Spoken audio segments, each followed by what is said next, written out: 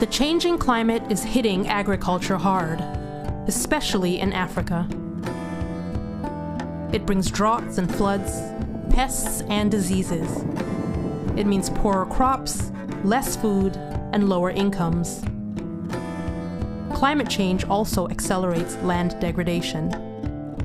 2/3 of the world's poor depend on the land, and their livelihoods are at risk. This season we did plant, thinking that the rain will come in time. But to our surprise, the rain came very late, and you will find even our harvest is gone now to 40% only. To feed 9 billion people in 2050, global food production needs to increase by 70%. Here in 1975, these hills were covered with trees, and we used to have rain almost every single day of the year. And then people started cutting down trees for charcoal and firewood, and the forest has disappeared. And we do not have those rains anymore. Climate change has become a reality. But what if there was a way to grow crops and manage land with higher yields based on climate-resilient systems while storing carbon in plants and the soil at the same time? Well, there is. It's climate-smart agriculture. Examples of climate-smart agriculture at work?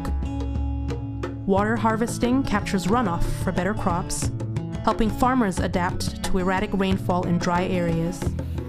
On-farm trees protect crops from wind, provide nutrients through their roots and leaves, and are a source of fodder for livestock and firewood for the kitchen. Kaliandra is a fodder legume, and I have it a lot planted all over my farm as a soil conservation device. It's planted along the contours to prevent soil erosion.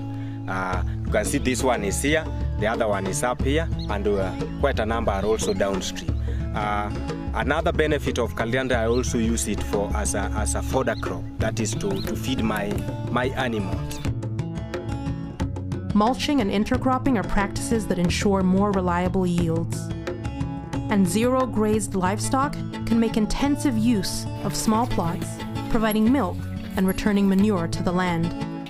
The manure helps retain the moisture in the soil. So when we get little rain, the underground now has moisture. On sloping land, terraces hold soil, water, and nutrients in place, helping to stabilize production. Did you know that agriculture, soil erosion, and deforestation together contribute 1/3 of total greenhouse gas emissions? Well, climate-smart agriculture brings yet another benefit, because healthy farmland captures carbon in vegetation and in the soil as well. If farmers increase carbon in the soil, they can even earn money through carbon credits. The World Bank is piloting this approach in Kenya. It's going to help a lot because first it's going to provide extension service to totally new areas where we've not been. Secondly, it's going to be a learning point for everyone who is concerned with carbon issues, really, because it's the first time it's going to incorporate issues of soil. So climate-smart agriculture is a triple win.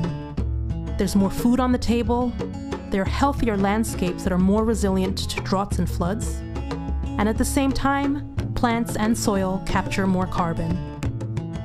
Many farmers are climate-smart already.